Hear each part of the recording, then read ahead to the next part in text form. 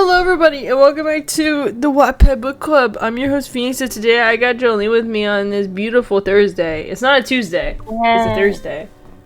Yeah, because I was abandoned. I'm sorry. I literally got home on Tuesday at 8:30. Oh damn, yeah, that's no bueno. And it was very no bueno. I was asleep. Yeah. I was asleep by then. God damn it. I had the stupidest thought. What? Well, you said you were sleeping, I was like, damn, are you like a hunk shoe or a me kind of guy? I'm probably like a honk shoe. You know, I could see that. I'm actually a hunk shoe. Oh, really? I find that surprising. I always figured you'd be a me. That actually might be. I know Cameron's a hunk shoe. Motherfucker's loud as shit. But anyway, how are you doing, Joline? It's been a hot minute. No, I'm alive. That's good. I am alive. I like how you say it's been a minute. Well, I literally just saw you on Friday. You did? Less than a week ago. You did. I forgot about that. Wow.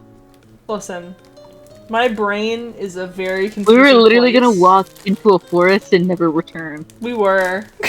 We discussed it. We're just gonna run away and live in the woods like gremlins. Then we won't have to pay our taxes. Yeah, but this one's addicted to the MSGs. I mean, SMGs. Yeah, SMG4s, yeah. No, we'll make our own internet. We gotta make our own internet? Yeah, like every Saturday at 12 p.m. I just go over to the local McDonald's and use the free Wi-Fi to watch the newest episode, and then I just go fuck off in the woods. It's a system. You become like an urban legend. Yeah, legends say of the weird mass that comes to McDonald's and sits there for 30 minutes before leaving and walking into the nearby woods. Oh gosh. Legends say if you solve their riddle, they'll give you a berry. Ooh, a berry, a magic berry. Yeah. All right. Well, Joline, it was your choice, so why don't you tell us what you brought to the table? Wow. I don't know if any of y'all will be able to predict this. Probably. We're reading Bowluigi. Yeah! I mean, it's the title of this video. Just wanted you to introduce it. Well, I got immediately excited, for 5 seconds when I pulled this up, because we're on chapter 14, right? Yeah. Okay, because it was called chapter 14, First Steps, and I'm like, oh my god, Bowser Jr.'s learning how to walk, and I'm like, motherfucker's been walking, what am I talking about? Yeah, he's like 10. Yeah. I was like, oh, he's a baby, and I love him. Baby's taking his first steps, and I'm like, motherfucker's like a teenager. Of course he knows how to fucking walk. I don't think he's that old. Yeah. Now I'm just making shit up. Honestly, live your best life, my friend. Yeah. Make shit up. Yeah, you know what? You know who really is controlling the government? Whales. The whales are controlling the government. They're sending out echolocations through the ocean and controlling our governments. Let me support you in this. That's why the whales outlawed whaling. Because they were losing power too quick. Yeah, that's why it's illegal to hunt certain whales now, because, they made it illegal. They made the government say, nuh-uh, and that way, yeah. They say it's for, oil, but it's really not, you know? Because you were killing our leaders, technically, without even realizing it. Crazy. Get on this whale theory. Do we have anti-whale sentiment? Yes. You know, the ocean is a very strange place. You know, 98% of it is still unexplored, you know? Whale people. Whale people? Yeah, you know, they could, mermaids? But, they're just, human whales. But 90% whale. What would be the human part? The luscious hair that they have on their heads. Oh, okay. Do they have thumbs? Yes, opposable thumbs. They gotta be a threat. Oh my god. Don't let them get their hands on guns. Yeah. Did you say don't let them get their gun? Yeah. They're like the spiders on the little company where you close a door on them, but they open them. That means the spiders have opposable thumbs. So will the whales with their luscious blonde locks as they jump from the water. They're blonde? Yeah, they're blonde, they're brunette, they're black. They, sometimes, you know, they can dye them with like seaweed, like extensions. Wow, I'm learning so much. Yeah, this is the wildest conspiracy theory I've ever made in my entire life. This is the furthest bit I've ever done. I support you all the way. You know, I saw a game like that on TikTok where it was like you and a group of friends like make up a game where it's called like conspiracy, where you make up a random conspiracy on the spot and just like roll with it and like sound really convincing, like you actively believe in it. I feel like that's what I'm doing right now. Yeah. This reminds me of Danny from like high school, where they talked to me about the mole people that come out during full moons and go by the radio towers to project their mole-like their message across the galaxies. I wish I was making this up. I wish I was making up the mole people. You know what? I feel like I've heard of that before. Really? Yeah, something, it just seems familiar. I don't know. Just the term the mole people just rings the bell. Everyone knows about the mole people. That's why they're sending radio signals to your brain right now, Joline. They want you to know about them. You know, speaking of which, I was going to get a radio certification. I heard getting a radio certification was like the first step into becoming trying to become an ambassador. Oh, the mole people? To the mole people. Yeah, you know, I heard it's like a really elusive job, and like no one's really gotten it yet because they don't have like the correct training. But I want to be the first one. You can be the first I want to be like one of the. I want to be the first 6, right? Yeah. Because apparently 6 is an important number. I guess. I can't remember if it was 6 or if it was 5. I think it might have been 5. It's 5. Yeah. Yeah. Because there's. Anyway. This is the stupidest rant we've ever gone on. People are gonna watch this video and be like, "What the fuck are they talking about?" Just read the. What are they on? What drugs did we do? We're on that good cushion alcohol right now. Anyway, first step. Do you want to be heads or tails? I would like to be head. All right. Money. Why is my dad fucking calling me? Get out of here. Father, Anyways, no. What did you say? Did you want heads? Yeah, I said okay, head. then it's tails. Okay, it's fine. I said father, no. Because your dad was calling. Oh god, that reminded me of a TikTok I saw where it was this dad playing Barbies with his young daughter, and like he was getting like really into the role play thing, and he picks up this little kid of like the Barbie, and they're like, mother dear, mother. It was like really. I will send it to you later.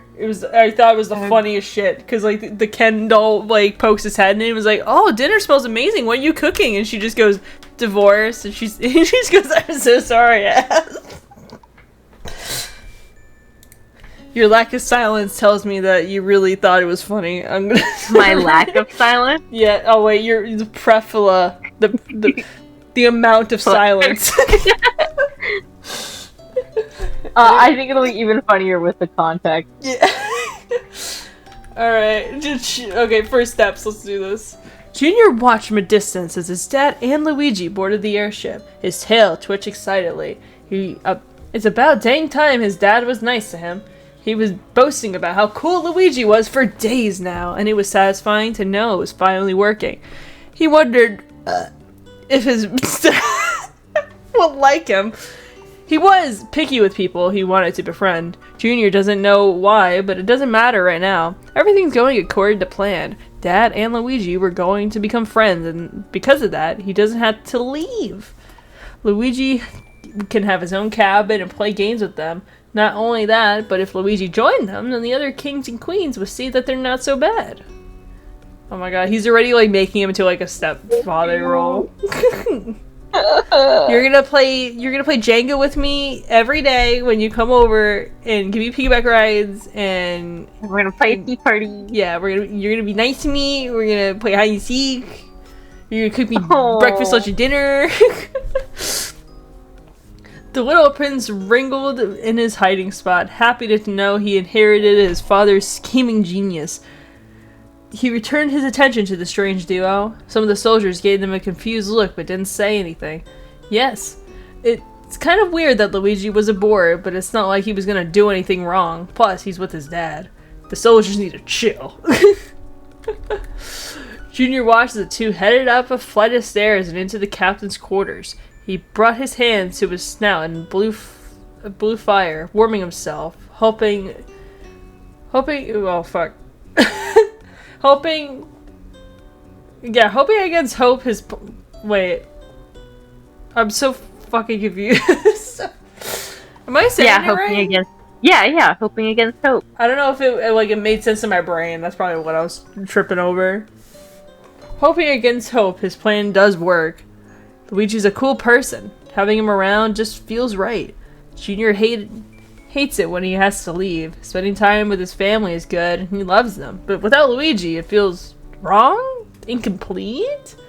He's not really sure. However the case, he just wants him to stay, and only Dad can make it happen. The Koopaling knew that he needed to make his case to his dad in a way that he can convince Luigi that he has value. For what he's gathered, Dad seemed to be like having Luigi around. He thinks. Methinks. The prince left his hideout. And headed towards the side of the airship, checking that no one was watching. He climbed over the side and watched and started moving sideways. There was a porthole in the captain's quarters. Junior could see that to keep tabs on them. Plus, he's curious to see how his dad really acts around Luigi when no one was around. Yeah, they God damn it! I was like, he pulls him in there and immediately starts making out with him.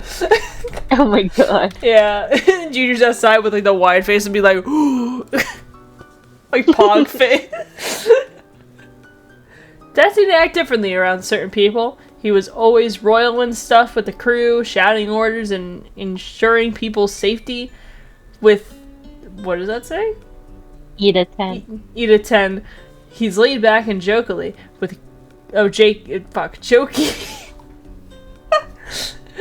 With Grandpa, he's relaxing calm because, well, that's his dad. Duh.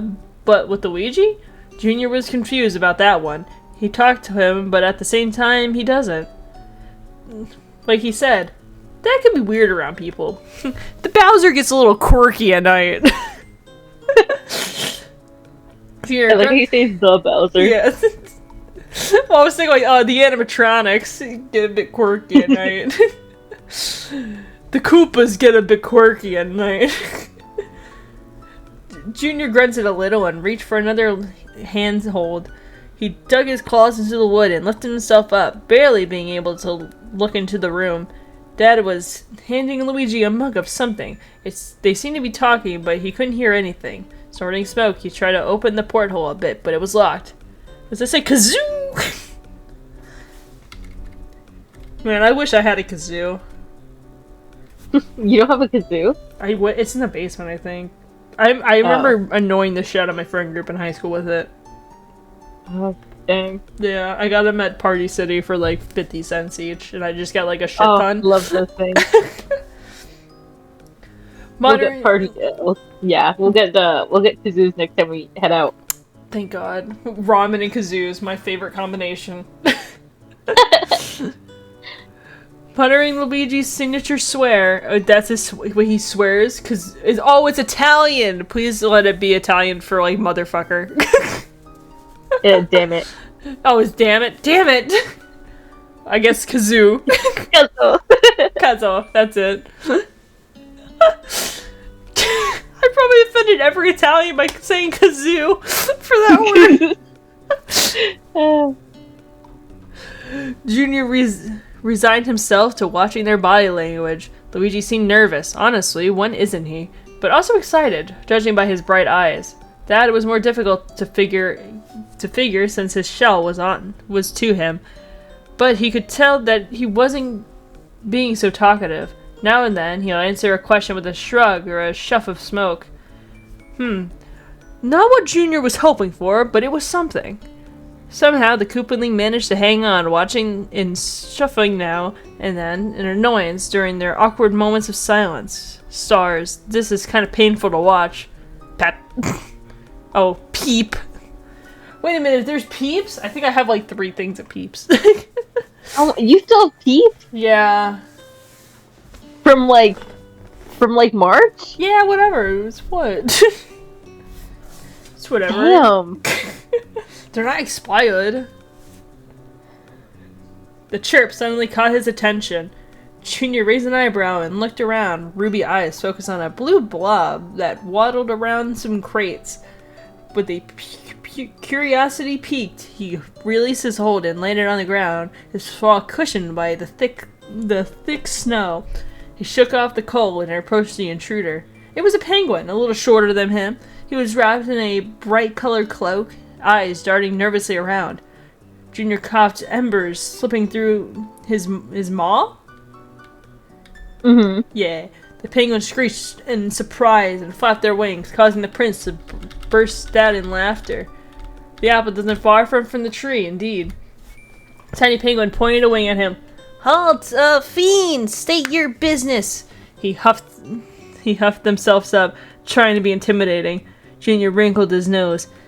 "I should be asking you that." Junior took a step forward and tilted his head, the aven squatting and scooping up some snow. "Hey, stay back, tiny Bowser!" Junior narrowed his eyes. Are you gonna throw that at me?" "No." "Why?" "What's a royal penguin doing here? Wouldn't it be scared about being here, so close to the Darklands army? As prince, he should investigate. Can't risk possible sabotage or a spy." Junior took another step closer and was consequently pelted by a snowball. "Hey!" Junior growled and wiped the snow off of his snout. He shot a glare at the penguin before dropping down and grabbing some snow. He chucked it at the mean penguin, who screeched in surprise and retaliated. The two went back and forth, exchanged in a heated combat, and eventually Junior's arms grew tired, and he realized that he was starting to get cold. He raised his hand, asking for a truce, before collapsing on his stomach. The royal bird dropped their snowball and did the same. Junior and the penguin looked at each other as they caught their breath and slowly started giggling. Those giggles quickly gave way to full-blown laughter. They had gotten so caught up in their battle that they haven't even realized how ridiculous they looked. One could barely discern the blue feathers or golden scar. Oh, god damn it. Discern.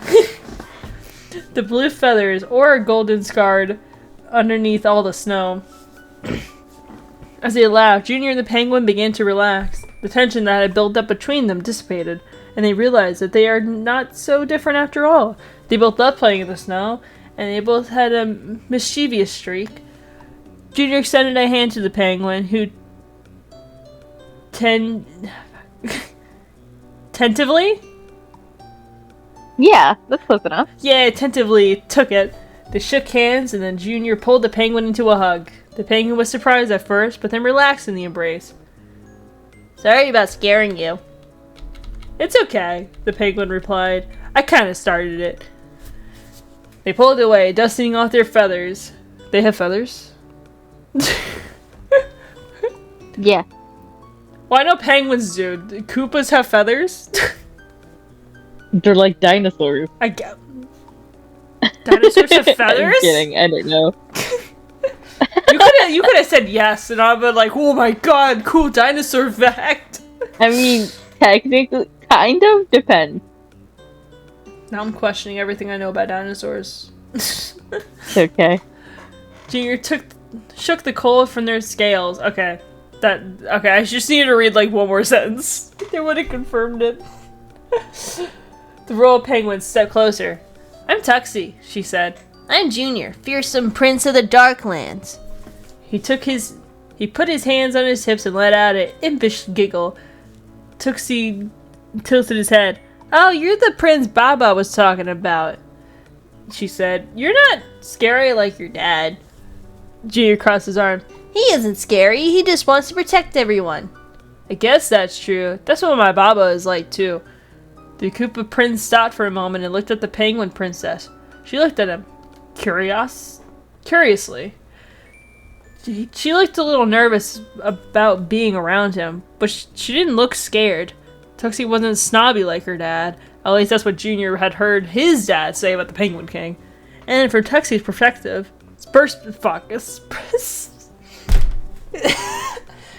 Joline, my brain's rotting. I was looking at too many Vox and Mr. Puzzle's fan fictions. I need help.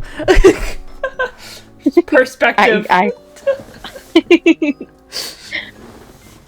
Sometimes, like, after reading, like, some of these big, like words and paragraphs, I feel like I'm in, like, how do I say it? Like, I look like Golden Freddy, just, like, slouched down, like, just, like, no brain cells left, just, like, a husk of, like, what they once were.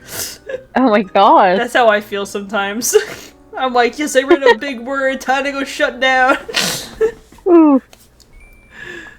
He didn't seem threatening. She actually found Junior to be cool. He wasn't mean like Baba said he would be. Otherwise, he wouldn't be sorry about scaring her. Junior shivered slightly, bringing his hands to his snout and breathing a flame onto them. Tuxie waddled over, hoping to borrow some of Junior's warmth. With their earlier conflict completely forgotten, the two quickly fell into conversation. Junior and Tuxie talked about their perspectives and respective homes and families. Junior shared stories about his dragon family, how they would fly over the mountains and breathe fire onto the sky. Tuxie told Junior about her life in the cold lands and how she would slide on the ice with her sisters and explore the tunnels near the cool castle. During their lengthy talk, the two smiled at each other, happy to have made a new friend. Yay! See, we're already building, like, connections with the kingdoms now. Like, so when Bowser Jr. becomes king, like, she'll also be, like, queen, and then they already will be, like, tight with each other. Mm-hmm. Let's go. Woo! This had to be one of the tensest conversations Luigi has ever had. All that... Oh, fuck. Bravo. Brave... Oh, fuck. I always hated reading out loud for English. I just want you to all to know that. I always hated it when I had to, like, count, like, people ahead of me and be like, alright, so I'm in charge of this paragraph. So I start practicing reading that paragraph and not reading, like, anything else. What does that really say? Is that Bravo?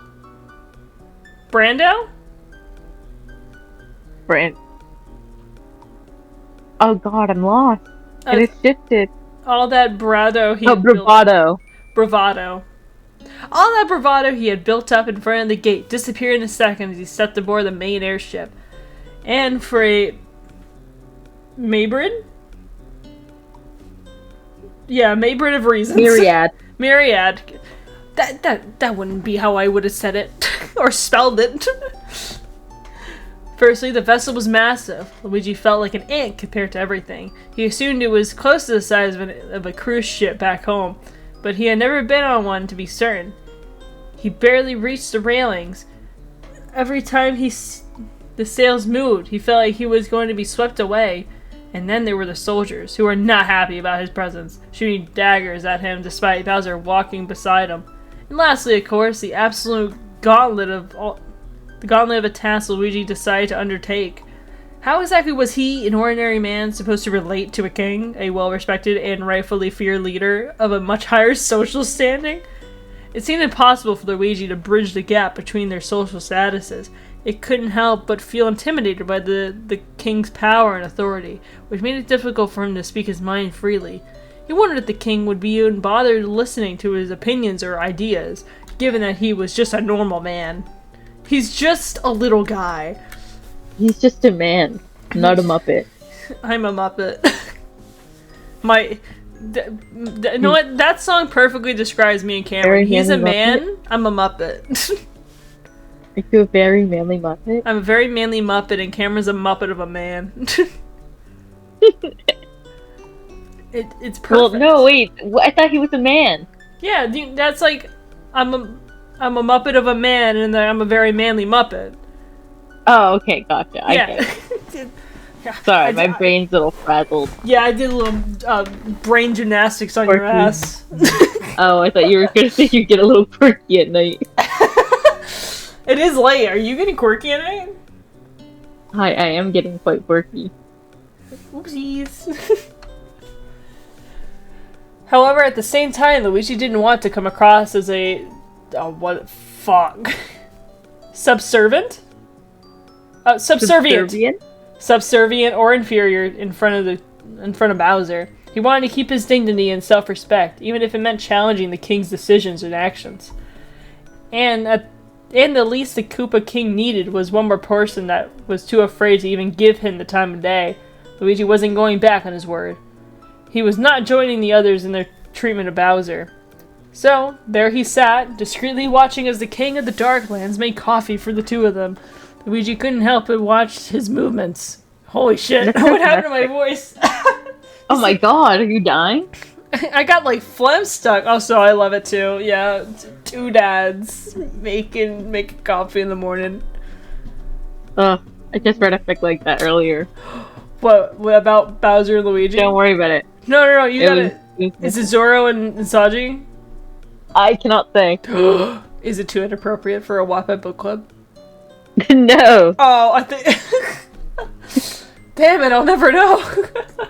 I'll tell you later. Yay!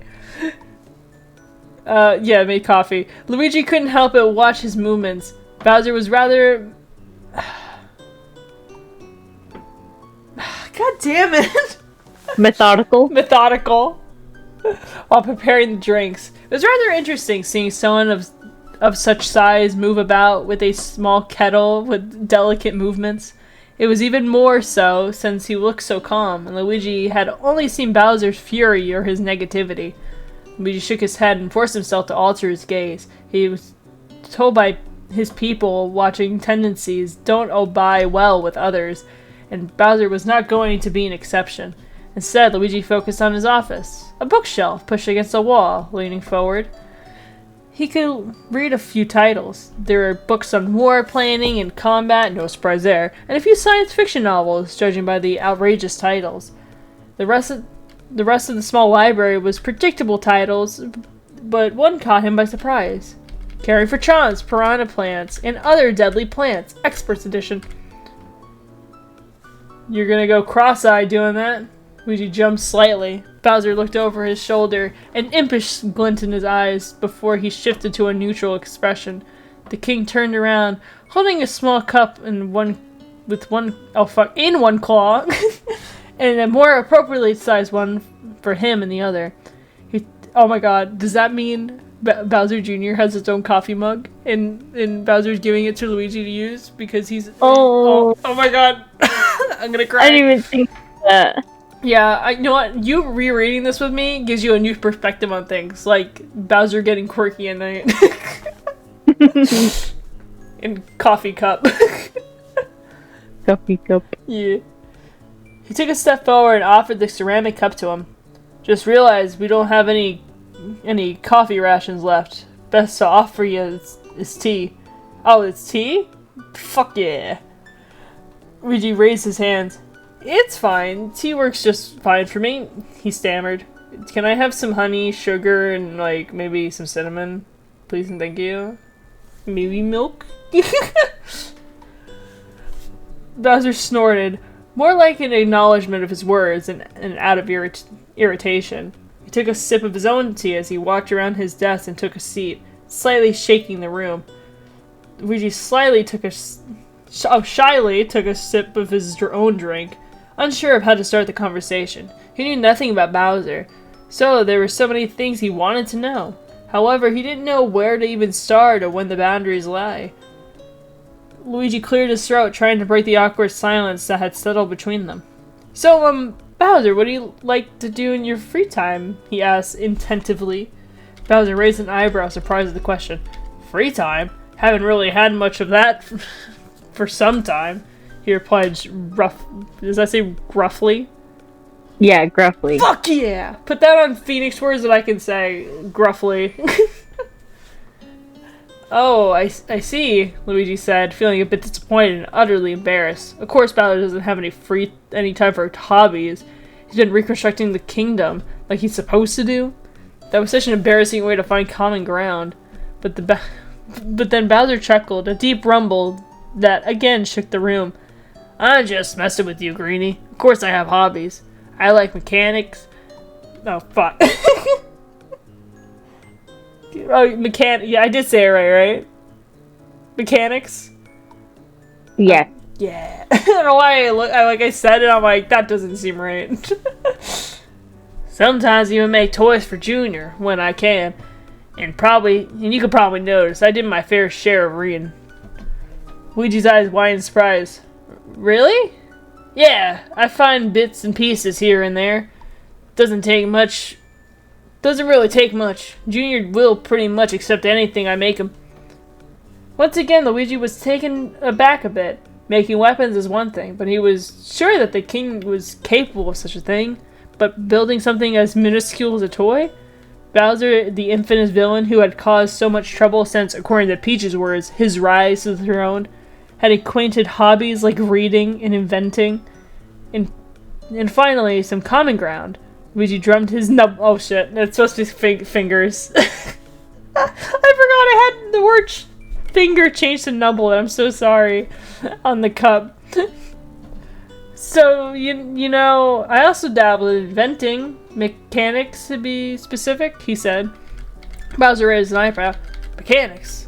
What, you build your own cart? Oh my god, is this a Mario Kart reference? Not exactly, Luigi said, wondering what a cart was. A few years ago, while starting a business, I found this old van and fixed it up. Bowser stored steam. A new reaction Luigi had never seen before. He wondered what it meant exactly. Did it mean disbelief? Impressed by such a simple thing? Luigi wasn't sure, but maybe if they would keep these talks going, he could further understand his form of body language. They fell into another awkward silence before Bowser broke it by asking what about Luigi's interests, yearning to escape the silence and slightly happy someone asked him about his hobbies. The human obliged. The two were awkward and clumsy. Sometimes they would answer a question and sometimes they wouldn't. Either way, Luigi was appreciative of a small meeting. Even if it took some time for Bowser to warm up to him, the king was a fair conversation. It planted some small seeds of hope, and that's all Luigi needed. With respect and patience, perhaps he could be able to call the king a friend after all. And then a gay lover. You know, I like that last chapter. Huh? It took me 30 minutes to read that last chapter, but I did like it. Okay. With glacial gates back to their former glory, the frigid metropolis became a hub of activity once again. The penguins worked tirelessly to rebuild their homes and businesses, determined to make their kingdom even stronger than before. The calm aura that surrounded the castle seemed to infuse everyone with a sense of peace and content. Trade with Shiverian flourished as the kingdoms benefited from each other's resources and expertise. The penguins were grateful for the support they had received during their time of need, and they made sure to show their appreciation by sending gifts and supplies to their allies. The children of the kingdom were especially happy to be back in school and playing in the ice rink. They laughed and chirped as they skated around, enjoying the freedom that came with being young and carefree. Their parents watched on with pride, knowing that their nestlings were safe and happy in this peaceful land. As the true night fell over the cool castle, Power Star's light shone brightly from its sanctuary, and no one could be more grateful than King Boreas. Last, he has escaped the clutches of stress and can finally enjoy his life with his family. The Penguin King slid through the icy halls, his daughters gathered around.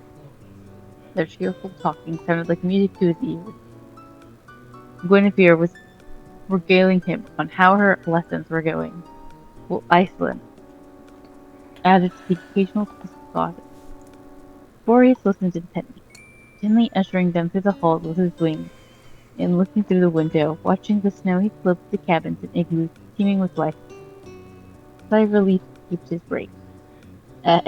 his beak. King Boreas was grateful for his moment of peace and happiness. As a ruler of the Penguin Kingdom, he often had to deal with difficult decisions and conflicts among his subjects. But at this moment, surrounded by his beloved daughters, he felt a sense of contentment he had not experienced quite some time. The father and his daughters arrived at their living quarters and departed for the night. After bidding his beloved children goodbye, Boreas headed in the other direction. He wanted to check on Gennaro, as she was reviewing some documents. As he approached the door, Boreas could hear the sound of Gennaro's voice and smiled to himself. He loved listening to her talk about her work, even if he didn't always understand it. As he entered her room, Gennaro looked up from her papers and smiled at him. "Hello, my love," she said. "Hello," Boreas replied, walking over to her and nuzzling against her. "How was your day?" Gennaro sighed and shook his head. "Busy as usual, but I think we're making progress on this project." Boreas nodded, taking a seat in one of the chairs across from Gennaro's desk. He watched as he shuffled through some papers before turning back to him. "Have the girls gone to bed?" "Yes, I sent them all to bed," replied the king. "Did you ensure that Tuxie went to sleep? We don't want her wandering off again." King Boreas put a false smile on his face. "Yes, my love. Our youngest is safely tucked into her nest." He lied. Gennaro did not see through his deception. He stacked some papers, tapping the desk.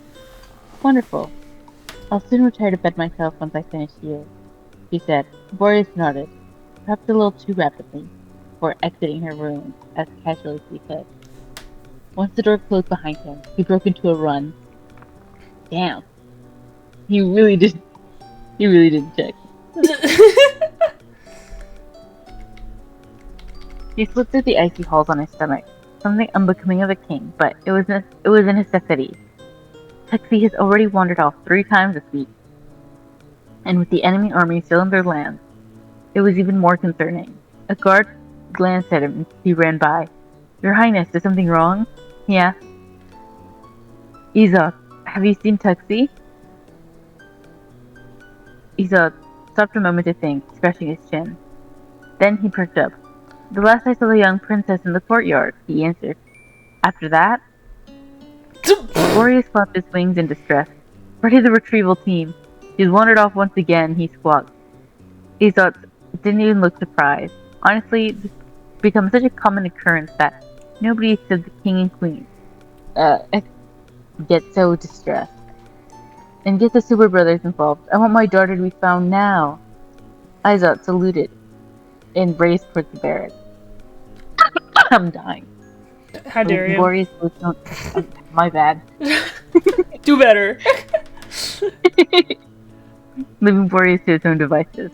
The king nervously adjusted his ground, looking at the snowy landscape outside. Oh my god, is Tuxie gonna go see Bowser Jr. for the last time before they go fuck off to the next kingdom? Maybe, who knows? That better fucking be Joline, I swear to god. I need these two to have a happy ending.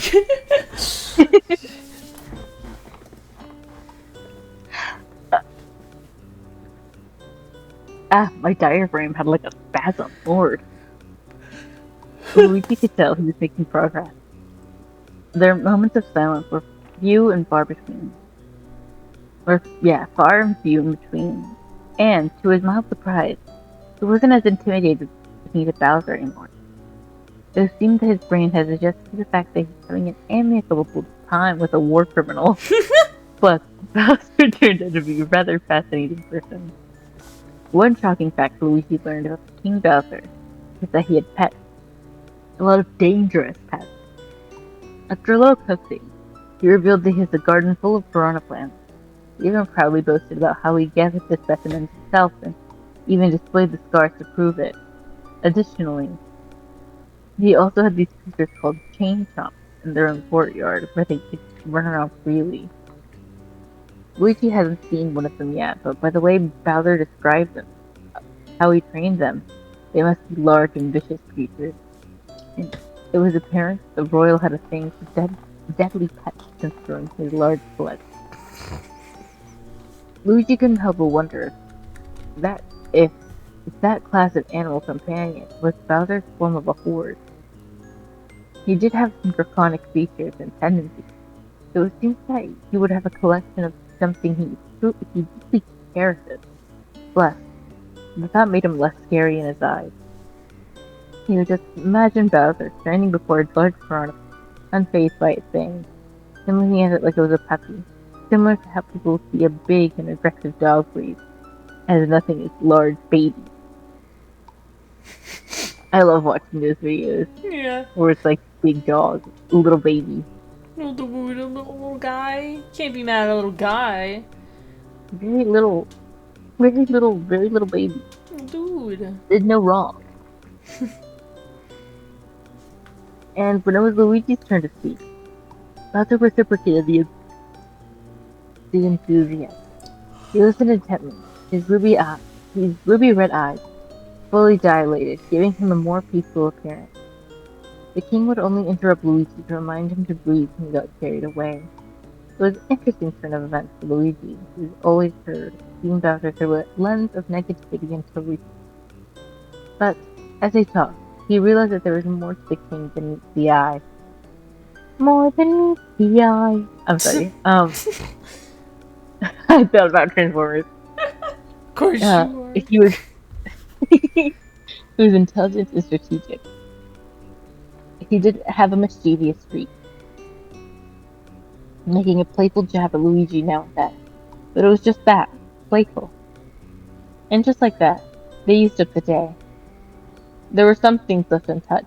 Neither of them mentioned term politics, lest they ruined the amicable atmosphere. Luigi didn't ask more personal questions, and neither did Bowser. Just a simple getting to know each other. Ah, shit. There it goes. Bowser stood up and opened the door. Outside, the sky seemed darker than usual. Luigi jumped so quickly, he banged his knee on the desk. However, not even the pain stopped his frightened mind. What time was it? Mario was gonna kill him. The human walked awkwardly out of the office, clutching his face. I have to go. My brother must be worried sick, he exclaimed. Bowser snorted at the mention of Mario. Yeah, you're right. Plus, I gotta get everyone ready for takeoff. He furrowed his eyebrows and gazed down at the snowy landscape. Luigi adjusted his hat, raising an eyebrow. Is he upset? He thought. He couldn't blame him. Luigi sort of didn't want to leave yet. Because they're gay and in love and they're boyfriends. Exactly. You're so right. Yes, they're gay. They can't be without each other. There's just so much to learn about him in the Dark Land. Like, what are they like? The real version of the nature. Explained by someone who actually lives there. Luigi wanted to know about its history, cultures, and traditions. Whatever happened to Junior's mother? He wants to know Bowser. See who he truly was, outside of his delicious reputation. Bowser clears his throat, tilted his head towards the frigid metropolis, and Luigi filled with gloves. See you in Sarasaland? Daisy! You kinda have to.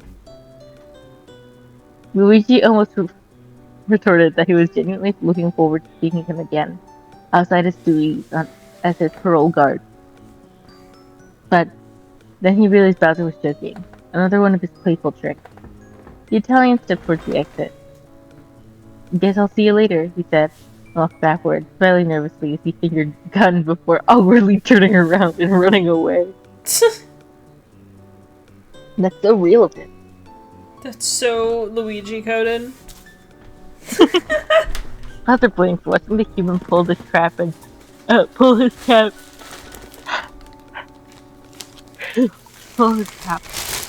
and run for the city.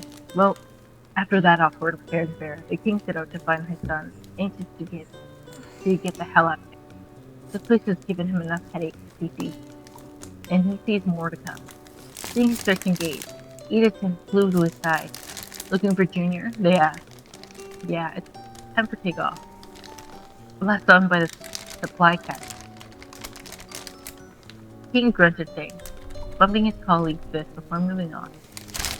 Bowser walked forward, ordered everyone to double-check that that everything was packed up and to get up.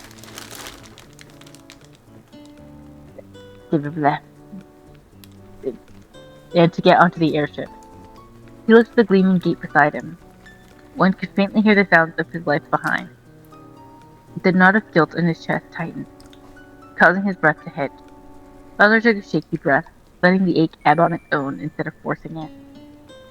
Once he calmed down, Bowser set off to find his son again. He lifted his gaze from the ground to the floor. His feet moved on their own accord, weaving between. Someone called out to him, and he ignored them. His son was remained so different. He reached his supply cache, shoving aside empty boxes. Junior, the voice boomed. He held back another frightened roar when he saw the scene before him. Junior was running circles around a crate as a blue penguin chased. The two were giggling, however. They stopped again once they saw him. Junior chirped and rushed to him. Dad! Bowser picked him up. Hey, big man, what's going on here? He asked. The draconic Koopa looked at the younger penguin. His expression knew. Then Sling looked up at him, trying to look him in the eye, and they ended up falling on their face. Junior tugged on his horn. Dad, this is my new friend Taxi, he said, tail wagging. Bowser snorted. Hello. Tall, whispered Taxi. Junior wiggled out of his grasp, slammed onto his shoulder. He jumped onto his head, accidentally digging his claws into Bowser's scalp. I'm gonna get big and strong, just like him, exclaimed Junior. Taxi stood up. Cool. Bowser raised an eyebrow, prying his son's hands from his head. The little penguin seemed more amazed and the king found a sense of relief in that. It meant one less person against him in the world. Furthermore, Junior made a friend. His son hasn't been able to play with others his age for a while, and the two seem to be getting along perfectly, despite everything. Perhaps Bowser could maybe use him as an example. Maybe if he could encourage more interactions like this between people and the other kingdoms, there'd be less animosity and conflict. He made a mental note to himself. It wouldn't be easy. He internally cringed at the thought of rubbing elbows with the other rulers, but it could make his life easier. After all, estranging himself from the other kingdoms is partially the cause of all this. The king kneeled and placed his hands flat on the ground. Taxi raised an eyebrow at the gesture, and Bowser quietly beckoned her over. The cloaked penguin approached him and jumped on his hand, holding on to his thumb for safety. Junior sat on his shoulder. What are you doing, Dad? I'm helping her get back to Frigid Metropolis. We're leaving, and I can't leave her out here. Junior frowned. Already? Yes, Junior. And with that, Bowser headed toward the main gate. On the other hand, Junior was disappointed that they were leaving so soon. He had been looking forward to exploring more of the icy terrain and maybe even finding new friends to play. However, he needed to respect his father's decision. The children glanced at each other, and they didn't say anything. After a short walk, Bowser stopped in front of the glacial fleet and looked up at the newly installed watch. With one hand, he shielded his eyes as he searched for the set. Hey! The penguin heard him yell. He looked down at the tower using a spyglass. Their expressions immediately soured at the sight of him. They leaned over the railing. What do you want? Leave already, they shouted. Bowser's eyes constricted. Black smoke trailed exiting his nostrils. However, he showed it aside. He had children in his presence. He cupped a hand by his mouth. You locked someone out. Your deceit will not work on Koopa, they hissed. Oh, for Star's sake, open. Bowser got caught himself. Probably roaring at them to the open gate wasn't the best idea, lest he give them a traumatic flashback. He lifted Tuxie, holding her up. Look, I found this kid out here. Are you gonna let them breathe? He yelled. The guard shifted the spyglass to the cloak-wearing thing, who chirped, unbothered by the fact that she was being held by her kingdom's enemy. The adult let out a distressed shriek and ran, yelling out something in a different language. The Koopa King furrowed his brow, getting slightly nervous. He looked at Junior, who shrugged, then at Tuxie, who stared blankly at him. Why do I have an awful feeling I just fucked up? He thought to himself. They have The kidnapped second the Luigi- princess! Not Oh again! gosh. The second Luigi stepped foot in the frosty castle, he heard shouting. He took off his hood and headed toward the source of the conflict. Luigi passed the throne room and the floating stairs leading to the living quarters. Guards passed him, and entering and exiting rooms. They're all shouting in their native language. Luigi had no idea what was going on. They were distressed and frantic like they were looking for something. Luigi! The Italian looked down the hall and caught sight of his brother. Mario ran down the hall, his eyes blinking loudly. Aesop followed by his side with a grim expression. Luigi approached them. What's going on? He asked, his heart starting to race. Mario put a hand on his shoulder. Fratello, there you are. Have you seen Tuxie? He asked. Tuxie? No, I haven't seen her. Mario visibly clenched his teeth and rubbed his hands on his face. Aesop pinched his beak in exasperation. Why? Why today of all days? Does he have to decide to wander again? He asked himself. Luigi's extending his arm. Can someone tell me what's going on? Tuxie's missing. Luigi froze. He couldn't believe what he had just heard. Tuxie, the youngest princess of the Snow Kingdom, was missing? How could this happen? Luigi's mind raced as he tried to think of all the possible scenarios that could have led to Tuxie's disappearance. Aesop mentioned the young princess tended to wander off, which did very little to calm him down. Tuxie could be anywhere. If she somehow made it to the outside of the glacial gate, stars know what could happen to her.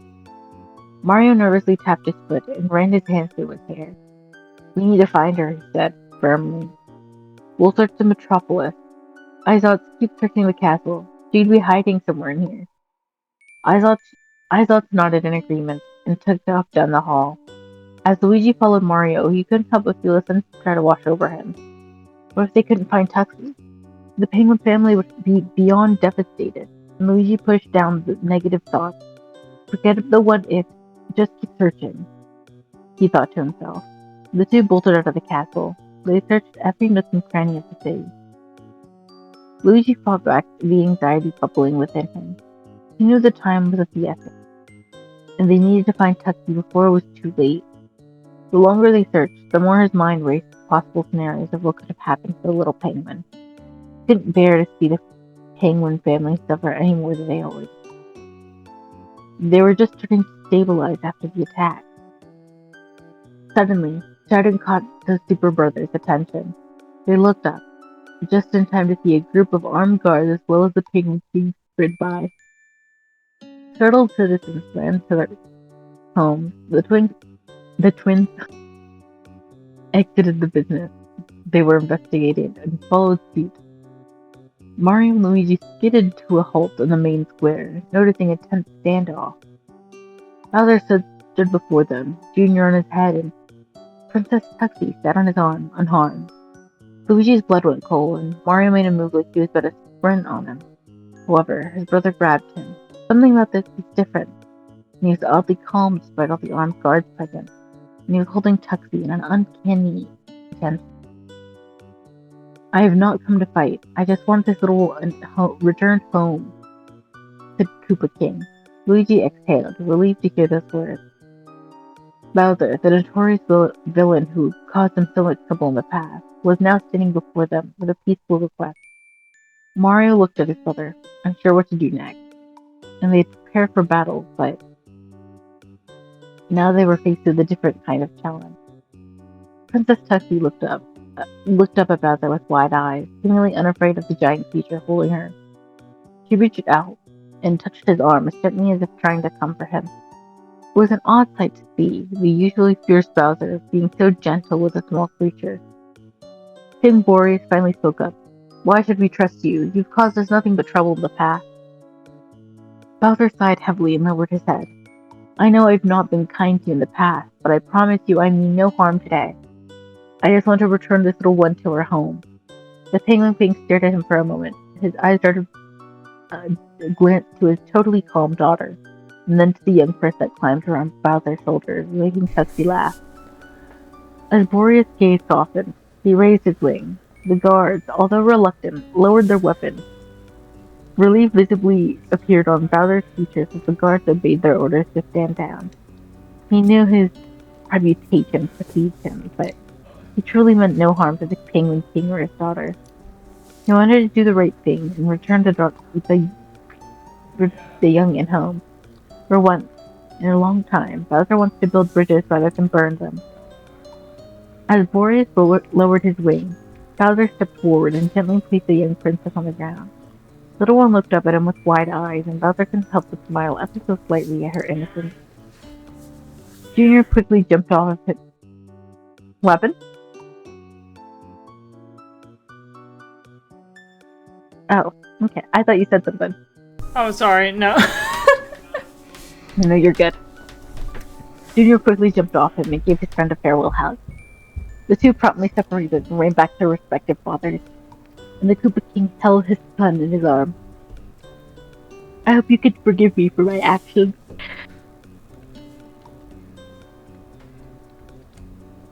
Bowser said, addressing both Boreas and his daughter. I know I've caused you pain, but I promise to make it up to you in any way I can. Oh my god, does this make, like, Bowser hotter, like, in some way, of him being, like, super nice and so macho? Oh, I think so. Let's go. We'll put him on the Hear Me Out cake. Oh my god. Who'd be on my Hear Me Out cake? Would Vox be Hear Me Out? Yeah. Okay. I'll put puzzles on there too. Yeah.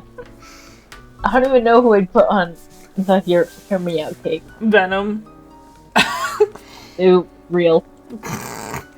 I don't think a lot of people would have to hear me out though. Yeah. I'm trying to think of like what I was about to say, are you a monster fucker? Like you can put monsters on there. God. Boreas nodded slowly, still eyeing Bowser warily.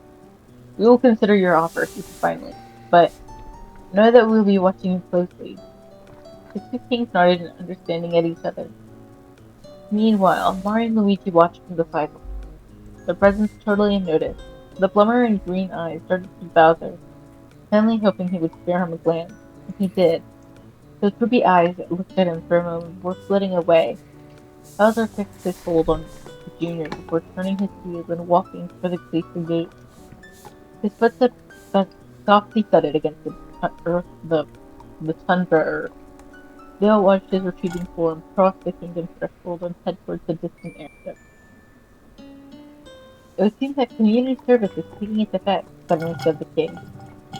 The brothers yelped at the sound of the king's voice, and he pulled Tuxie close to his side with his wings, seemingly aging before them.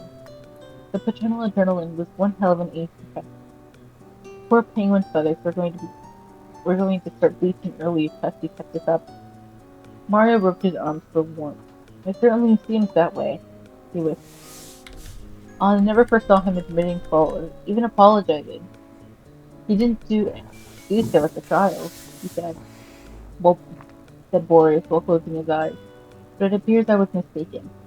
All that he needed was time for guilt to bring him to his senses. Luigi's chest filled with joy and pride. His plan was working. Bit by bit, Bowser was realizing the consequences of his actions and tried to mend his ways. He looked at his brother and smiled. Mario patted his back and smiled back at him. Boreas sighed. I think that's enough excitement for the day. Go along, Tuxie. You've caused enough mischief for today. Tuxie flapped her wings. I made a friend, Bubba. I saw that. He seemed to have a distant look in his face for a moment before it was replaced by his key. Boreas spoke to his daughter in his native tongue and ushered her towards the castle. The Super Brothers followed them from afar, and Mario wrapped an arm around his shoulders. The plan is working, Luigi. He whispered. All Luigi could do was grin, overjoyed by the fact that he was continuing a new era with the use of kindness. Oh my god, Joline, you can ask some stuff on Tumblr about the Bowluigi book! Not the screech that cut off. I've never been so excited to read a chapter in my entire life. But what do you think? What did you think of this? Ah, it's amazing. It's beautiful. It's excellent. I'm trying to find the chapter I'm excited for. Oh god. I can't wait to see so Princess many of them. Daisy. Yeah, Ah! Princess Daisy. I love her so much. She was my favorite before Rosalina showed up out of nowhere and took that spot. I love Princess Daisy. Daisy Yeah. was always my favorite. Yeah, something about a ginger woman, you know? They're always the hottest. I know. Yeah. I didn't expect you going there, but you know what? That's valid. Come on, look at any, like, cartoon media that features gingers. They're always, like, women that are super hot or, like, men that are nerdy. And, like bumpkin-looking asses, you know? You know what I'm talking about. I never seen a redhead woman that was ugly. In cartoons. In real life, I have. But in cartoons? Wow. Yeah, I called someone out. Called someone out, they don't know. I know, but Yeah, I know, you know. Yeah, everyone, we're on the same wavelength. I don't even have to say the name, and you're like, mm-hmm. I was like, who are we thinking of? And then I was like, oh. Yeah. No surprise! Oh my god, we're so mean. Yeah. We are! Me and Sage get like that too. I'll be like making fun of people, and they're like, oh! Alright, Joline, are you ready to spin the wheel? I am ready, I'm ready. Yippee! Alright, Joline, what are you hoping for? Anything, actually. Okay. I think, wait, we're almost done with the Usopp one, aren't we? I think we are. Why should you get, Yeah, like, your choice again? That'd be crazy. Alright, 3, 2, 1, and go. Yeah. Oops. Fuck. 3, that, go. Yay! I was trying to do the key command and it didn't want to work. Ew! I don't want to read about Carter Nicholson or whatever the fuck his name is. Carter Nicholson. Carter Grayson, that's it. We were so close to the Usopp one. Oh, are you spinning again? Out of curiosity. Does this count? Out of curiosity. Damn it, I was really hoping for- Fine, we'll read the stupid gang leader thing. I Yeah. don't want to be here anyway. It's stupid and stupid and it's stupid. Hypothetically, if we do a third one, what happens? I don't know, let's see what does happen.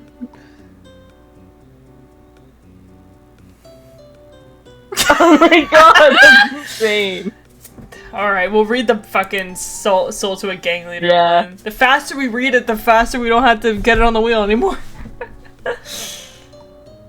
We can read about Okay. cargo broom in our husband's, I thought you said cargo broom. I was so scared you're gonna say Lightning McQueen, the ex-reader, or something. Chow.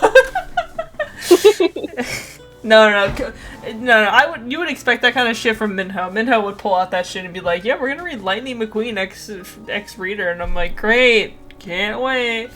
It's like you slowly caress the dashboard. Yeah, I'm like bashing my head on my desk and be like, "End my suffering." First, Master Shifu, then Scooby Doo, Tom and Jerry, and now this shit. That's insane. That is insane. Aren't y'all reading that Harvey one? Yeah, that kid hasn't hit the wheel in a while. Oh damn, I'm sorry, my friend. I know, I've been wanting to read it for so long. The last update I saw said wedding, and I'm like, shit!